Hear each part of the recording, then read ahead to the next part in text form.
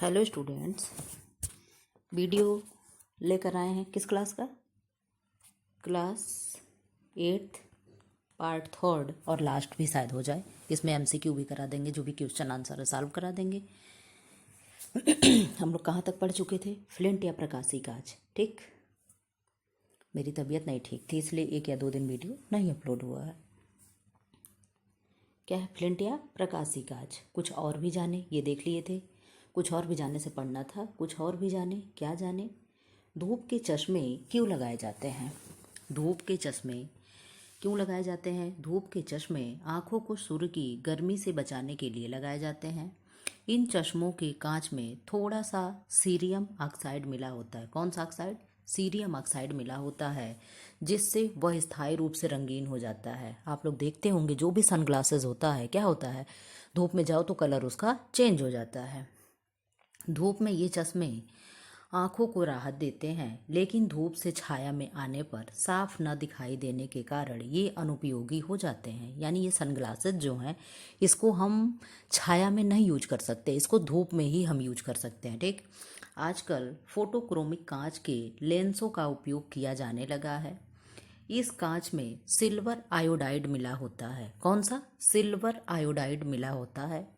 धूप में silver iodide विघटित होकर सिल्वर यानी चांदी व आयोडाइड बनाता है। सिल्वर की यह परत चश्मे के लेंसों को गहरा रंग प्रदान करती है। सॉरी, छाया में सिल्वर तथा आयोडाइड पुनः संयोग कर सिल्वर आयोडाइड बना लेते हैं, जिससे लेंस पहले की तरह हल्के रंग में हो जाता है। क्या है, पहले तो ये अलग अलग होते हैं, फिर एक साथ संयोग बना करके और सिल्वर प्लस आयोडाइड दोनों मिलकर के सिल्वर आयोडाइड बना लेते हैं। अब क्या है,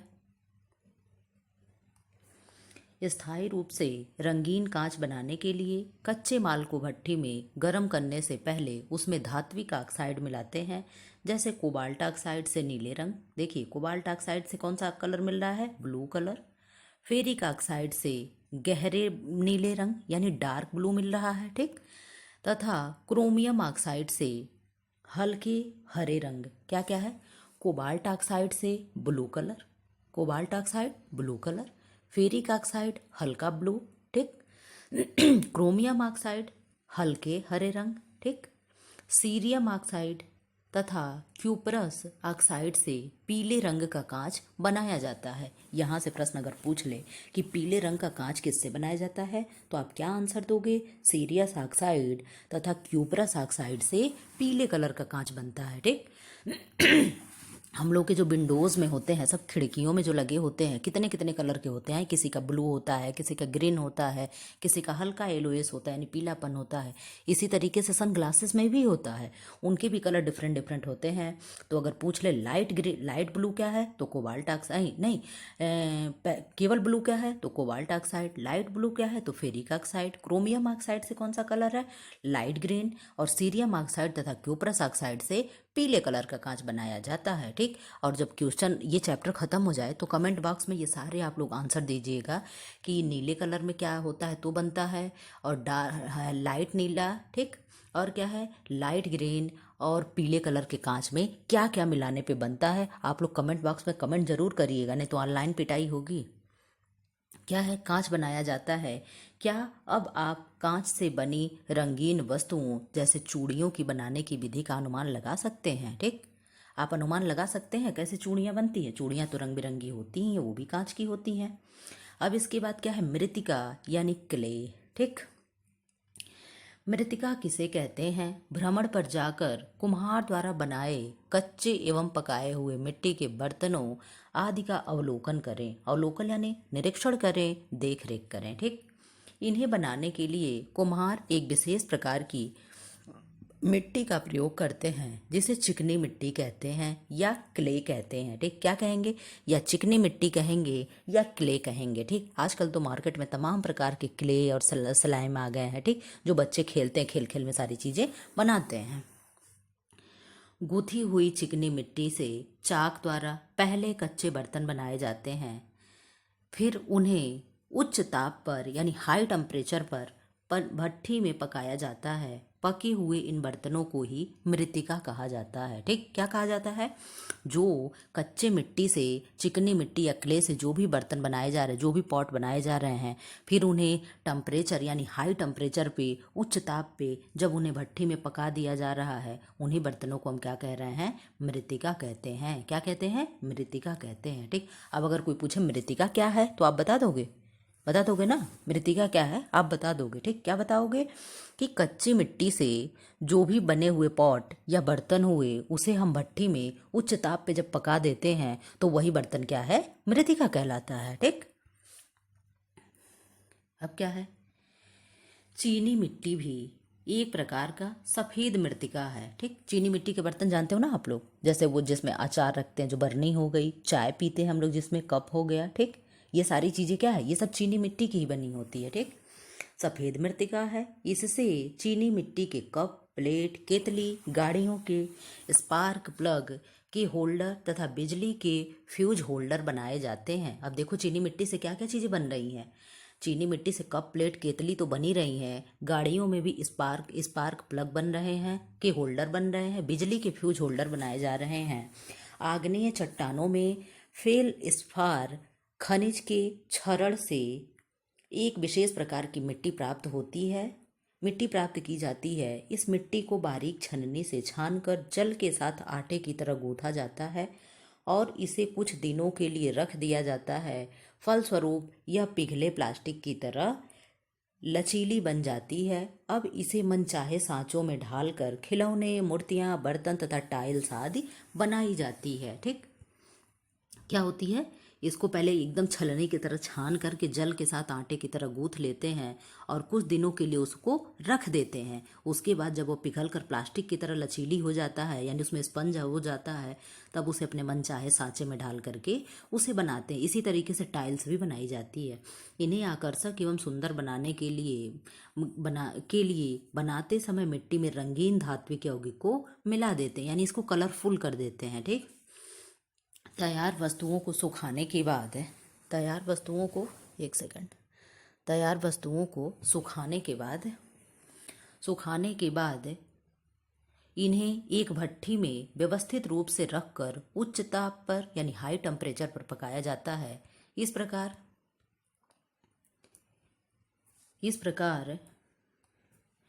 प्रकार प्राप्त वस्तुएं सरंध्र यानी पोर्स होती हैं। ठीक, क्या होती हैं?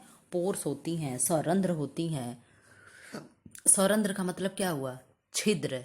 छिद्र के साथ रंध्र मतलब छिद्र होना और स मतलब साथ होना। तो क्या है? इस प्रकार प्राप्त वस्तुएं सरंध्र यानी पोर्स।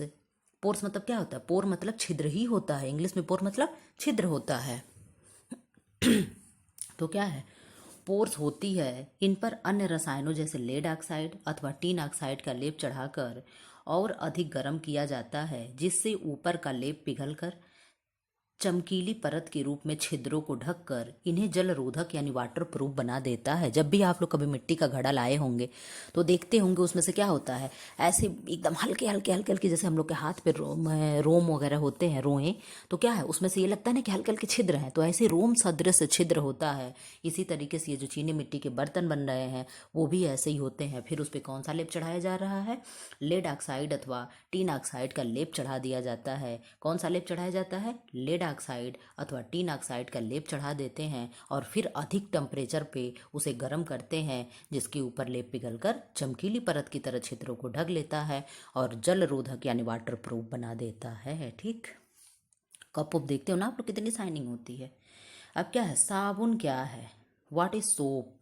ठीक, कुछ साबुन औषधि के रूप में प्रयोग किए जाते हैं। औषधि मतलब दवा। ठीक, जैसे त्वचा के रोगी अधिकांशतः जिन साबुनों का प्रयोग करते हैं उनमें कुछ मात्रा में कार्बोलिक अम्ल, गंधक, नीम का तेल। अब वो मार्गो साबुन जो रानी मुखर्जी ऐड करती थी, पता नहीं अब करती हैं कि नहीं, तो क्या था उसमें मार्गो साबुन क्या था? वो यही कहती थी ना, नीम का बना हुआ है। ठीक, नीम के तेल आदि मिले होते हैं। रासायनिक रूप से साबुन उच्च वशीय अम्लों के सोडियम तथा पोटेशियम लवण होते हैं। इन्हें प्राप्त सोडियम अथवा पोटेशियम हाइड्रॉक्साइड तथा वनस्पति तेल की पारस्परिक क्रिया द्वारा बनाया जाता है। यानी साबुन को हम कैसे बनाते हैं?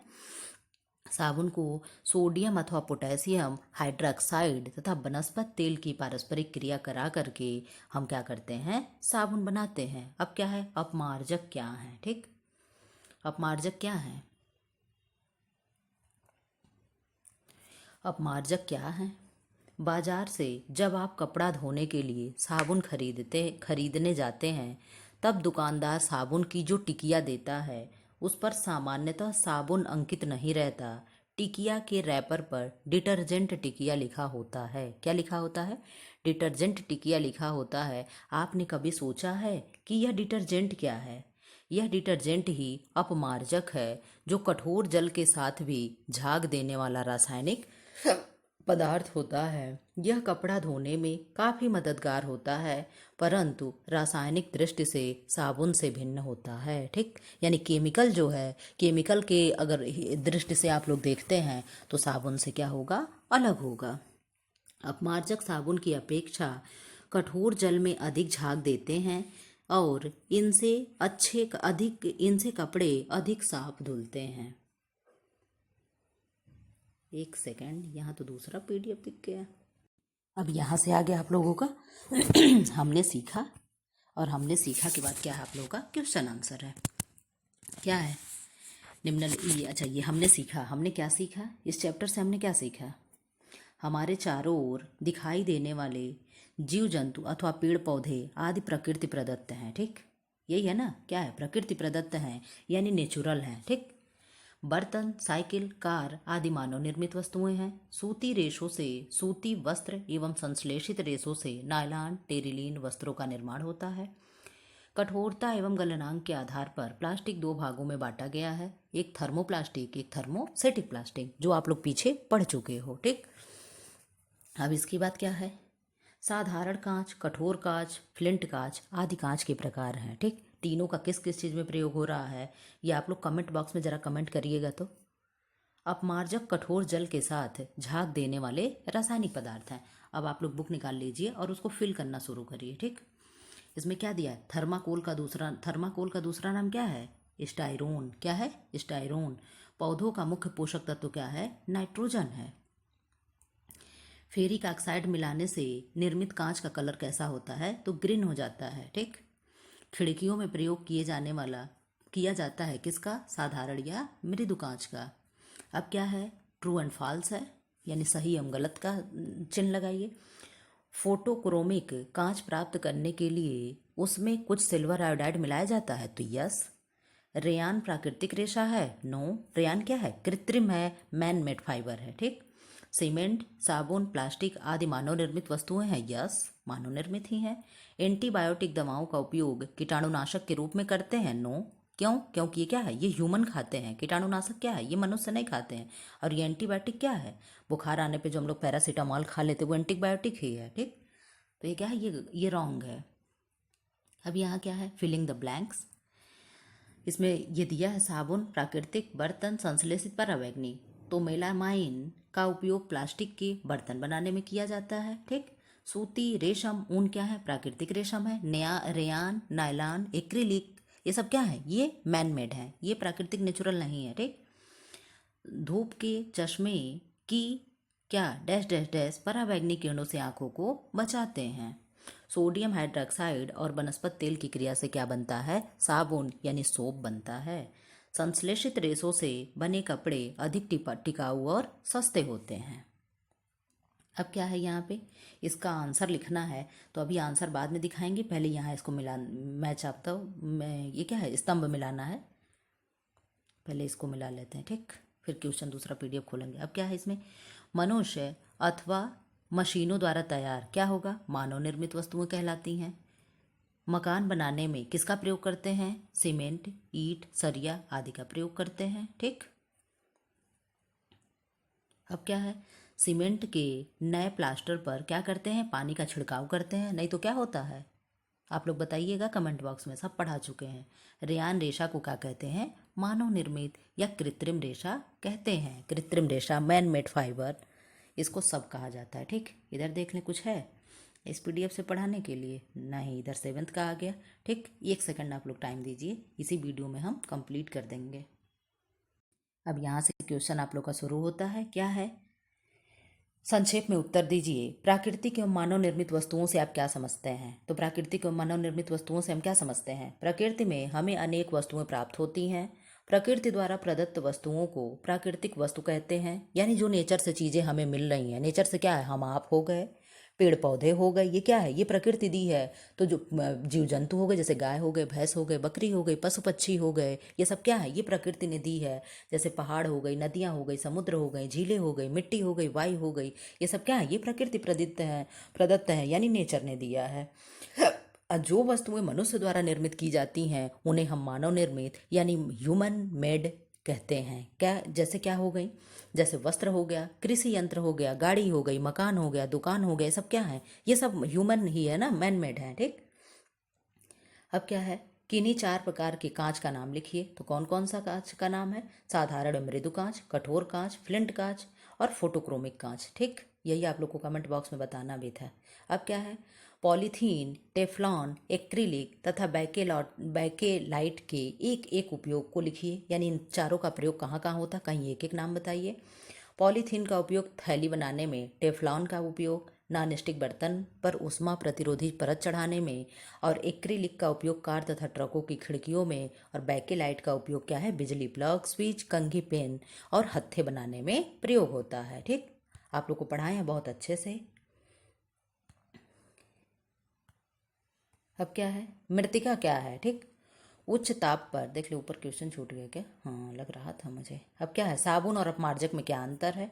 तो साबुन और अपमार्जक में निम्नलिखित अंतर हैं, जैसे कि साबुन यह वनस्पति तेल और सोडियम अथवा पोटेशियम हाइड्रोक्साइड की परस्पर क्रिया द्वारा बनाया जाता है। और अपमार्जक क्या है? ये पेट्रोलियम हाइड्रोकार्बनों से बनते हैं। कठोर जल के साथ साबुन एक सख्त पदार्थ बनाता है। इस प्रकार न तो झाग बनती है और न ही सफाई होती है। और अपमार्जक क्या है? ये कठोर जल के साथ भी आसानी से झाग बनाते हैं। इस प्रकार के कपड़े सुगमता से साफ हो जाते हैं। अब मृत्तिका क्या है? मृत्तिका तो आप लोग अभी तुरंत बता दो, कभी पढ़ के आ रहे हो पीछे। उच्च ताप पर पके हुए बर्तन अथवा पकी हुई मिट्टी को ही मृत्तिका कहते हैं, यानी क्ले कहते हैं। ठीक, संश्लेषित रेशे क्या हैं? संश्लेषित रेशे क्या हैं? मानव निर्मित यानी मैन मेड रेशे, जैसे रेयान, नायलॉन, टेरिलीन, डेक्रॉन, टेरीन आदि प्राकृतिक रेशों के स्थान पर प्रयोग होते हैं, संश्लेषित रेशे कहलाते हैं। इनका उपयोग प्राकृतिक रेशों जैसे ऊन तथा रेशम के स्थान पर संश्लेषित रेशे प्रायः ऊन तथा रेशम की भांति दिखने वाले बनाए जाते हैं। ठीक, अब क्या हो गया? संश्लेषित रेशे क्या हैं? ठीक, मानव निर्मित रेशे जैसे रेयान, नायलॉन, टेरिलीन, डेक्रिलिन, यही चीजें थी क्या? हाँ, यही तो थी। ठीक, नहीं, ये चीजें नहीं है। ठीक, इनका उपयोग प्राकृतिक रेशों जैसे ऊन, रेशम तथा के स्थान पर होता है। संश्लेषित रेशे प्राय ऊन तथा रेशम की भांति ही दिखने वाले बनाए जाते हैं। ठीक, अब क्या है? क्वेश्चन नंबर 5, मानव निर्मित वस्तु, इसको देखना है क्या है, सहायता से पूरा करें। ठीक, मनुष्य अथवा मशीनों द्वारा तैयार की गई वस्तु कौन कौन सी, ये आप लोग करिएगा। ठीक, ये आप लोग का क्या है? होमवर्क है, HW। ठीक, ये आप लोग कंप्लीट करिएगा। अब क्या है? भूमि में भूमि में पोषक तत्वों की पूर्ति के लिए कौन कौन से उपाय किए जा सकते हैं? भूमि में पोषक तत्वों की पूर्ति के लिए निम्नलिखित उपाय किए जा सकते हैं, जैसे कि भूमि को जोतकर कुछ समय के लिए छोड़ दिया जाता है, जिससे पोषक तत्वों की पूर्ति पर्यावरण से स्वतः हो जाती है। फसल चक्र के नियमों का पालन कीजिए। फसल चक्र मतलब जैसे होता है ना कि एक समय खेत में अरहर लगाओ, फिर गेहूं लगाओ, फिर मतलब उसको चेंज करते रहो। ये नहीं कि एक खेत में आलू लगा रहे तो कई साल कंटिन्यू आलू आलू आलू, ऐसे नहीं। ठीक, उसे चेंज करते रहिए। ठीक, अब क्या है? भूमि में पोषक तत्वों की तत्काल पूर्ति के लिए विभिन्न रासायनिक खादों का प्रयोग किया जाता है। अब क्या है? धूप में बाहर निकलने पर हम धूप के चश्मों का प्रयोग क्यों करते हैं? धूप में चश्मों का प्रयोग आंखों को सूर्य की गर्मी से बचाने के लिए करते हैं। संश्लेषित रेशों से बने वस्त्र जल्दी क्यों सूख जाते हैं? संश्लेषित रेशों से बने वस्त्र हल्के होते हैं तथा इनमें सिकुड़न नहीं होती, इसलिए ये जल्दी सूखते हैं। जैव निम्नीकरणीय एवं जैव अनिम्नीकरणीय में अंतर लिखिए। तो जैव निम्नीकरणीय पदार्थ क्या है? जो पर्यावरण में डिजॉल्व हो जाएं यानी नष्ट हो जाएं, वो क्या है? जैव पर्यावरणीय है। पदार्थ जो प्राकृतिक प्रक्रिया द्वारा जीवाणु की क्रिया से के द्वारा जो अपघटित हो जाए यानी जो नष्ट हो जाए वो क्या है, जैव निम्नीकरण है। आज जो नष्ट नहीं होते हैं वो अनिम्नीकरणीय कहलाते हैं। जैसे निम्नीकरणीय में क्या आ जाएगा, कागज, सूती कपड़ा, ऊनी वस्त्र। और अनिम्नीकरणीय में प्लास्टिक हो गया, प्लास्टिक की थैली हो गया, पानी का बोतल हो गया, सब क्या है, वो सब और अनिम्नीकरणीय है। अब यहाँ क्या है, जैव अनिम्नीकरणीय। अच्छा, वही चीज़ें आ गई। ठीक, अब यहाँ से क्या है, आप लोग का चैप्टर खत्म होता है। ऐसे ही वीडियो देखने के लिए चैनल को लाइक करें, शेयर करें एंड सब्सक्राइब करें। आज जो भी पार्ट फर्स्ट सेकेंड ना देखा हो, जा करके प्लेलिस्ट में वहाँ विजिट करें चैनल पे और वहाँ से खोज कर देख लें। ठीक, ये क्या है, सेकेंड चैप्टर कंप्लीट हो गया। अब इसके बाद हम लोग थर्ड चैप्टर कंप्लीट करेंगे। और जो भी क्वेश्चन पूछे आप लोग कमेंट बॉक्स में कमेंट करिएगा।